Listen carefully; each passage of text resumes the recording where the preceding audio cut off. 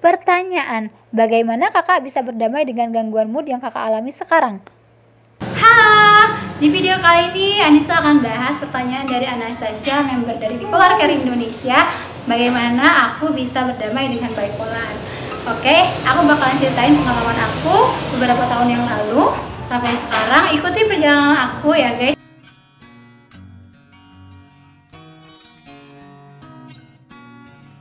Assalamualaikum, welcome back to my channel Anissa 100 Cita.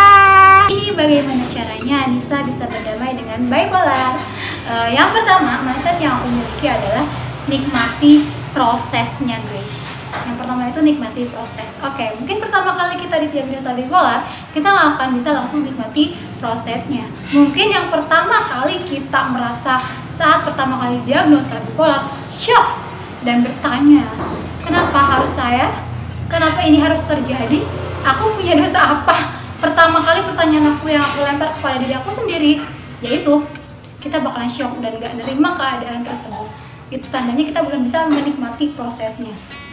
Setelah itu tahun pertama itu berat sekali karena mungkin kita belum memahami, belum tahu bagaimana itu bipolar. Tapi seharusnya dari situ kita harus belajar apa itu bipolar, bagaimana cara mengendalikannya, bagaimana cara mengatasinya. Sedikit demi sedikit kita banyak baca artikel, banyak baca buku tentang bipolar, mengenai tentang apa yang terjadi sebenarnya sama diri kita gitu. Di tahun kedua aku mulai sedikit mengetahui apa sih bipolar, aku harus kayak gimana ketika gejala kayak gini.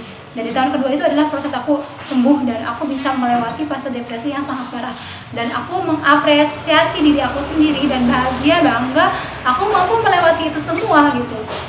Bahwa aku tuh ternyata bisa melewati cobaan yang menghampiri diri aku gitu, yang aku nggak tahu datangnya dari mana, yang aku nggak tahu harus bagaimana cara mengatasinya.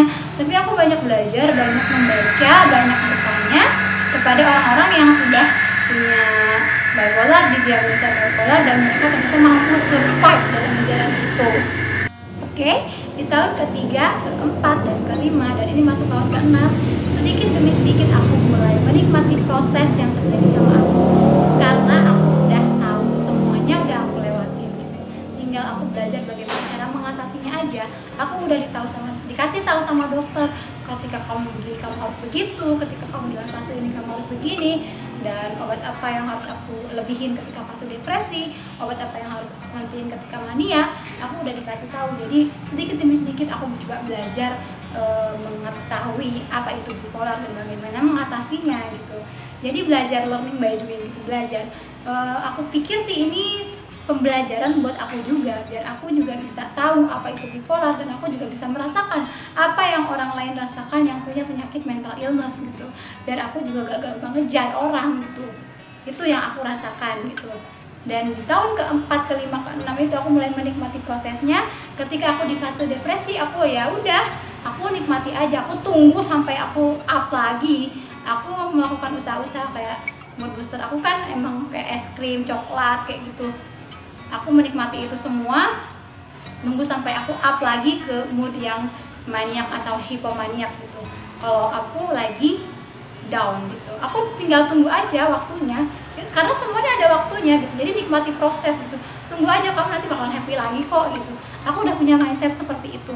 Nah oke. Yang kedua itu adalah punya pikiran bahwa apa yang terjadi, semua yang terjadi, bipolar yang kamu miliki itu adalah pasti ada hikmahnya.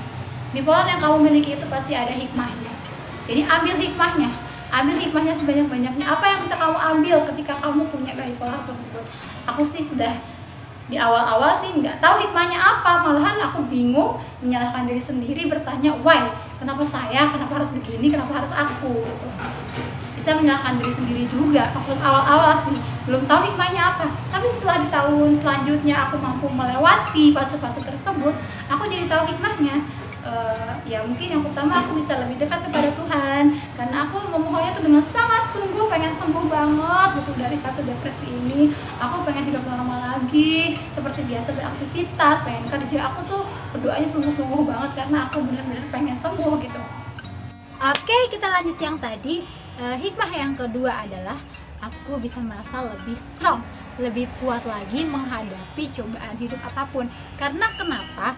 Aku merasa bahwa aku itu bisa melawan diri sendiri, karena musuh terbesar dalam hidup ini adalah diri kita sendiri justru.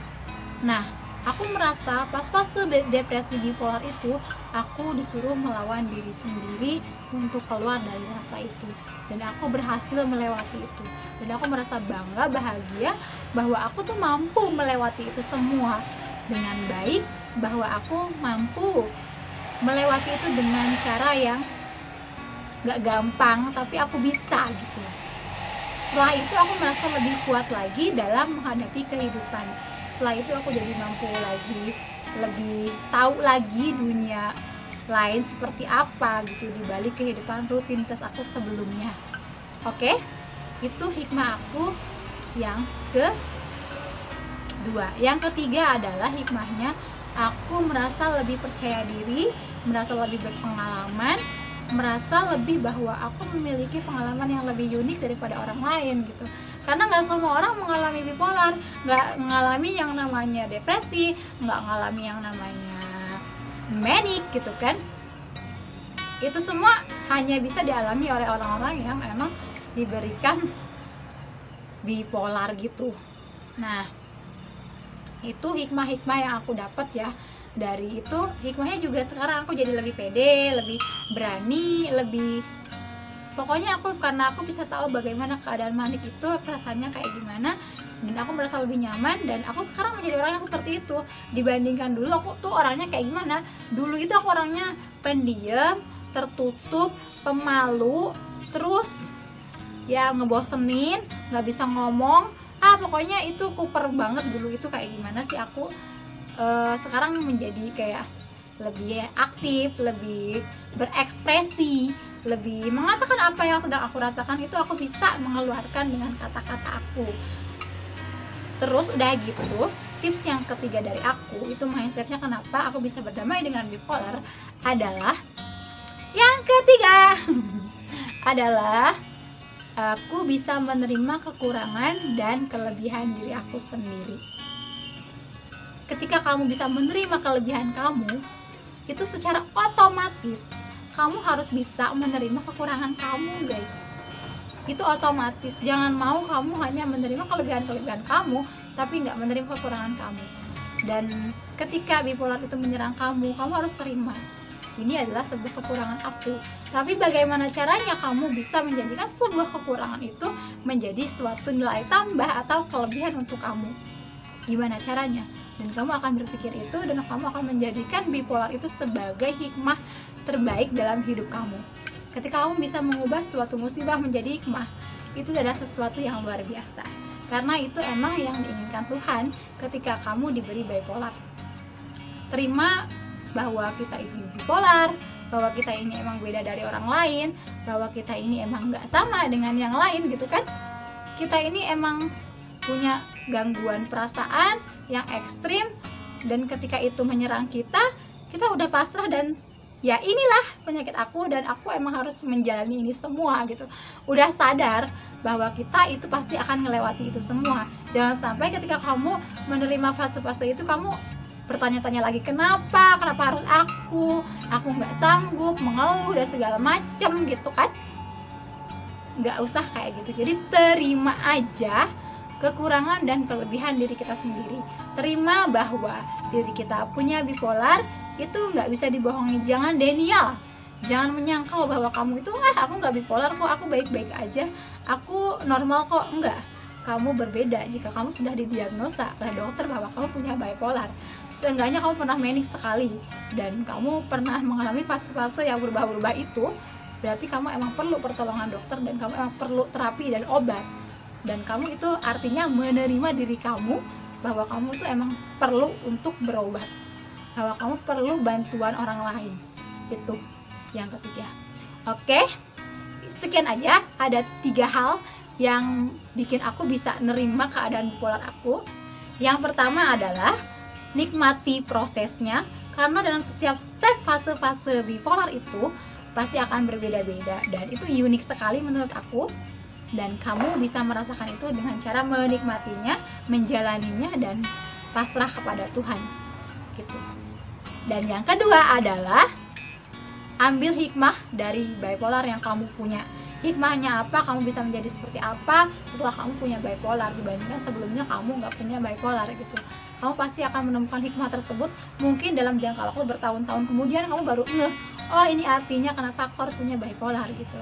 Mungkin di awal-awal kamu nggak akan tahu apa itu hikmahnya kamu punya bipolar, tapi di suatu saat nanti gitu kan, entah berapa tahun kemudian akan ada titik terang yang menerangkan bahwa kamu itu diberikan suatu keistimewaan oleh Tuhan. Nah, yang ketiga, yang terakhir adalah terima kekurangan diri sendiri maupun kelebihan. Terima bahwa kamu punya bipolar, terima apa adanya, jangan menyangka, jangan denial. Dan terima bahwa kamu butuh pertolongan, butuh obat. Oke? Nah, sekian cara aku, pikiran aku itu bisa nerima bipolar yang aku punya sampai saat ini. Aku sudah menjalaninya sekitar 6 tahun baru bisa menerimanya bipolar dengan damai. Aku baru bisa enjoy with bipolar yang aku punya. Aku bisa nerima bahwa penyakit aku ini dan menerangkan kepada orang lain, aku tuh punya penyakit ini gitu loh. Dan menurut aku itu bukan suatu aib, bukan suatu hal kelemahan, kekurangan kita yang malu-maluin. Dan itu emang edukasi aja buat orang lain, karena orang lain juga bisa mengalami hal ini, tapi mungkin dia tidak menyadari seperti aku dulu karena nggak aware dengan kesehatan mental gitu. Nah, mencoba deh mengedukasi orang-orang bahwa kamu bipolar, bahwa bipolar itu seperti ini, dan ceritakan pengalaman kamu seperti apa. Itu adalah proses penerimaan diri menurut aku tentang kekurangan dan kelebihan aku dengan bipolar. Oke, cukup sekian dan terima kasih. Semoga pengalaman aku tuh bisa bermanfaat buat kalian semua yang lagi berjuang melawan bipolar, baik itu fase depresi, manik, dan yang lainnya. Semoga bisa menginspirasi juga dan kalian tetap bisa kuat dan bertahan dalam kondisi apapun itu ya. Dan aku sangat sedih banget buat teman-teman yang suka self harm. Dimohon itu cuma perjalanan aja, jangan lakuin itu sering-sering ya guys. Jadi aku cukup perhatian kepada teman-teman yang suka self harm. Itu membuat kita agak sedikit panik juga. Kalian melakukan itu ngeri gitu. Karena emang aku ngerti itu pastinya, tapi janganlah kayak gitu lagi. Sayangi diri kalian. Nah, kalian harus mencintai diri sendiri gitu. Jangan sampai seperti itu. Oke, ini sudah malam. Cukup sekian dan terima kasih. Jangan lupa ya, yang terakhir, klik tombol subscribe-nya, like juga, komen juga, dan aktifkan notifikasi loncengnya biar aku semangat lagi bikin kontennya. Terima kasih kepada Anastasia yang udah mau bertanya bagaimana caranya aku berdamai dengan bipolar, dan aku bisa menemukan konten ini sebagai tema aku untuk membuat konten di YouTube. Oke? Sampai jumpa di lain waktu.